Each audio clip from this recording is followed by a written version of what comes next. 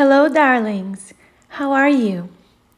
Today, I'd like to talk about an important topic that I think can change our lives for the better, and that is confidence. I will show you how confidence is so important in order to live a more fulfilling life. And by the way, confidence goes hand in hand with self-esteem, self-worth, self-love, and self-respect. But anyways, I am not only going to talk about its importance, but I'm also going to show you how you can improve your self-esteem and confidence so you can use this information as tools to improve your life from the inside out. It is a process and it is something that is not given to us. We have to actively develop it ourselves. Because you may think that someone who's been called beautiful their whole life may think they're beautiful, but that may not be the case.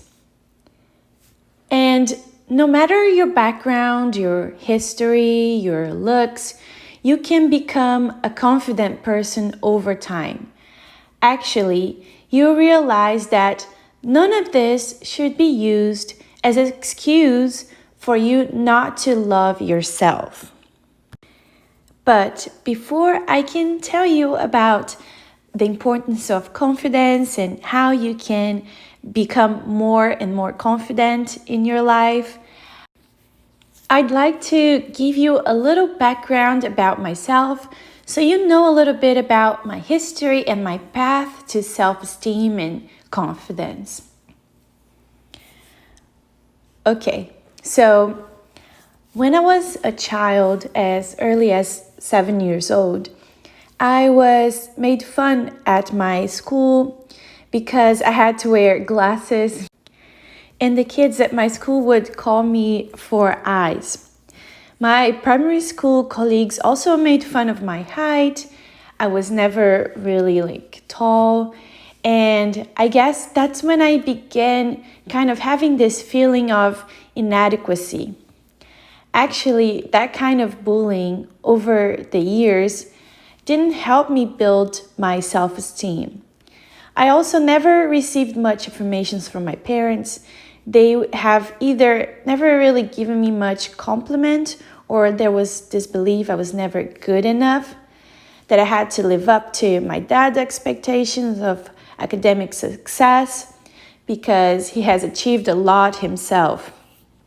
And expectations of physical beauty from my mom, even because my mom was praised for her beauty when she was younger, and she still is. But I just want to make it clear here that I have no anger towards my parents. I have forgiven them and I love them so much. They're humans and they help me a lot in life too. It's not a, one-sided thing here, okay? And it's not like our parents have a book or usually receive a book that teaches them the perfect parenting. They often learn from their parents and their environment, and they didn't know any better in those situations. I know that they wanted the best for me in their own way back then, and they have improved a lot when it comes to that because I communicated with them. And anyways, I just wanted to put this out there, okay? But going back to my background, all of these aspects of school bullying, it wasn't too much, but it affected me in a certain way. And my background with my parents, all of these aspects didn't help me with growing my self-esteem or even learning about it. And as you can already tell, I wasn't part of the popular group back in those days. At some point though, I did want to be more successful socially, and even though I didn't feel beautiful inside per se, I did have my group of friends. I talked with different people in school, and I guess I started kind of creating my own path in life and kind of building my confidence in that regard. I always felt like I was different from everyone around me because I had all these ideals and I did want to be more of a leader and take initiative to create some things that I thought were interesting for others too. Like a newspaper to inform everyone on the community I lived in when I was 11 years old, or a travel and culture club in college. I guess I have always had an entrepreneurial spirit within me too. And then I went to college, and that is when I can say where my journey to self-discovery really begun. That is a normal thing to happen to us all as teenagers or as young adults. And at some point, I was happy to find a major that I liked. And in college, I met a guy who I fell in love with, who I would later marry. But he ended up cheating on me 6 months after we were together. He had just moved into my apartment and he brought a girl and cheated on me with her the night after I left on a trip with my parents. And he told me right away because that also happened in front of all of our friends. I have never felt so betrayed and humiliated. No previous boyfriend had ever cheated on me. And after he apologized, I wanted to reconcile. I decided to give him another chance. However, I had not realized that that situation had hurt my growing self-esteem to the core. I was pretty confident by then, but since he did that, I could no longer trust him. He took my fragile confidence. Even because that confidence was not created out of a real self-acceptance and love. And what I meant with he took my fragile confidence, it was really a belief that I had too back then. I thought that my confidence would come from the outside, from my success with dealing with other people, from compliments I would receive from people. I didn't know back then that confidence came from within. And so I became insecure in that relationship, something I have been before with previous boyfriends. And then moving forward to 7 years later, where I finally decided to break from that relationship, I began on my own new journey of self-discovery. Because in some ways I had lost myself in that relationship that began when I was pretty young. I began rediscovering my tastes, what I like to do, and really learning to love myself unconditionally from the inside out. And as a real sense of confidence and self-esteem began being developed, I also started becoming more confident to even start my own business and be an entrepreneur, which is something that I've always wanted to be. Being more and more confident helped me overcome different fears I had, and I began to seek purpose and do things that I not only was interested in, but that would also serve a higher purpose than myself. I realized that I wanted to help humanity and hopefully bring more peace and understanding to all of us. And this is where I was trying to get to why confidence is so important. Confidence gives us the positive energy to take action and achieve our personal and professional goals and dreams. The more highly motivated and energized we are, the more likely we are to take immediate action, and to be happier. By having confidence, we can handle setbacks with ease. Instead of being crippled by failure, resilient and confident people get up quickly, learn from their mistakes, and try again. We accept that failure is a part of life and we take more chances as a result, which makes us even more successful later in life. Self-confidence is linked to almost every element involved in a happy and fulfilling life. And self-esteem has a similar meaning, as it serves as motivational function by making it more or less likely that people will take care of themselves and explore their full potential. When you have self-esteem, you feel secure and worthwhile. You have generally positive relationships with others and feel confident about your abilities. You're also open to learning and feedback, which can help you acquire and master new skills. Believing in yourself and accepting yourself for who you are crucial for success, relationships, and happiness, and that self-esteem plays an important role in living a flourishing life. Self-esteem and confidence provides us with belief in our abilities and the motivation to carry them out, ultimately reaching fulfillment as we navigate life with a more positive outlook. By the way, I would just like to make things clear here that confidence and self-esteem shouldn't be used to grow an inflated ego that has no humility. We have to keep a check on ourselves to not let that take over us and take our feet off the ground, because that often happens on our path to confidence.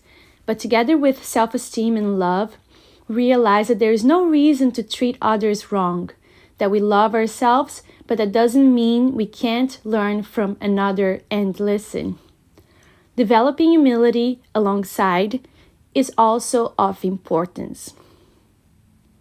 But like I mentioned before, confidence is something that can be developed over time, and I'm now going to share how you can improve your confidence and self-esteem, and you can do so by using the following advice.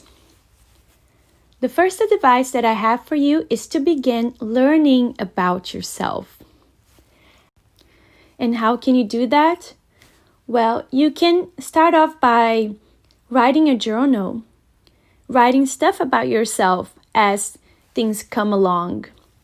Write about your tastes, your qualities, your flaws. You can have the help of psychologists. And don't hesitate to add those things that you find negative too, like what triggers you, what you are not good at.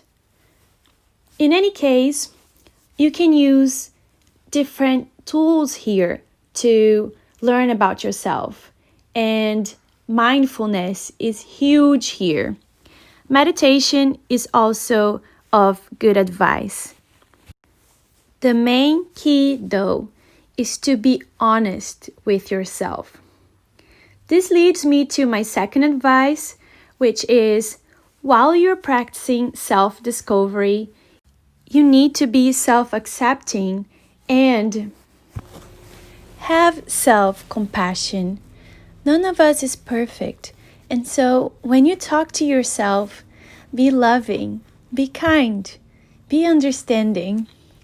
With that, you will slowly start relaxing into who you are. You must accept and love yourself unconditionally, flaws and all. And the next advice is related to challenging your beliefs. Because you may think that something happened to you, then you create this explanation in your head that are very often not true. Then by challenging these beliefs you've created throughout your whole life, you can create new ones ones that are more loving and accepting of your situation, one that gives you power to change what you think is not helping you be happier in your life. The next step is to create positive affirmations that you say to yourself and or practice visualization. Skip forward to when you have achieved success. Play it out in your mind with visualizations. You can even listen to some subliminal messages too.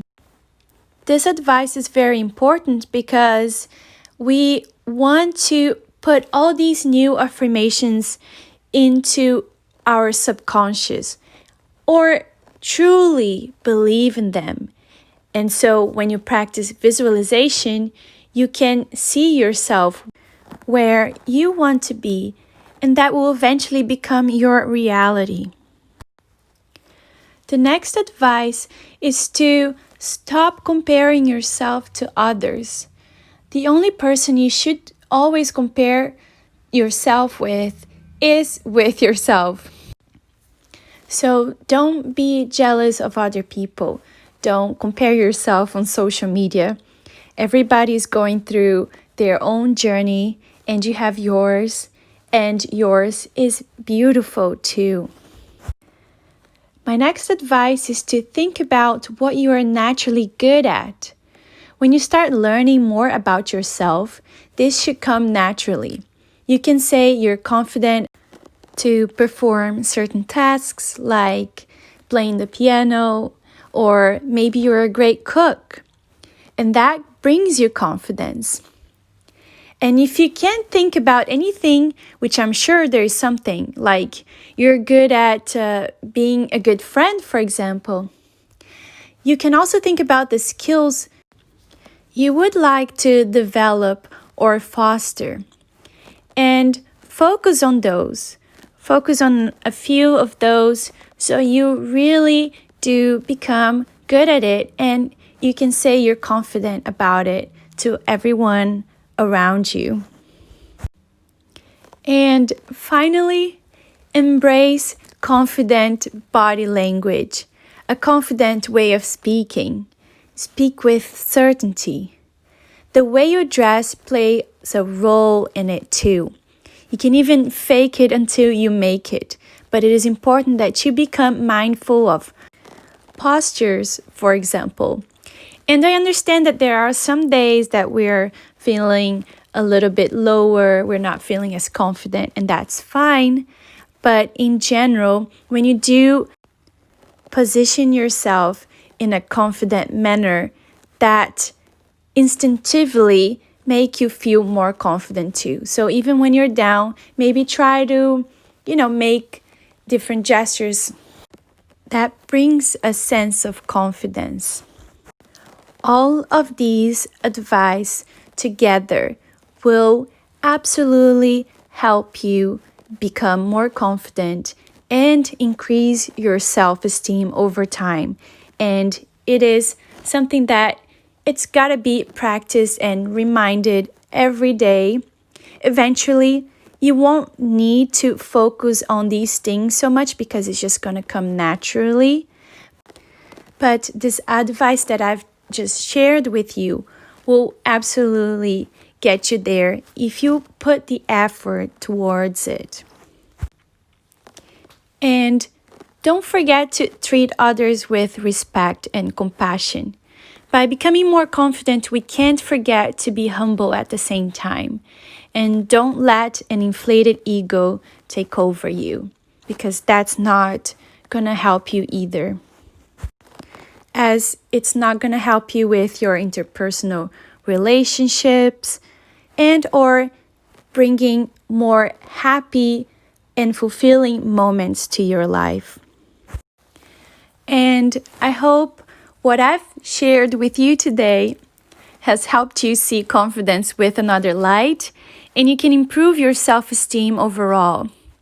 Don't hesitate to check the Church of Clear website, as this was a space created to help you start living a more fulfilling and happier life. I'll see you again soon. Goodbye.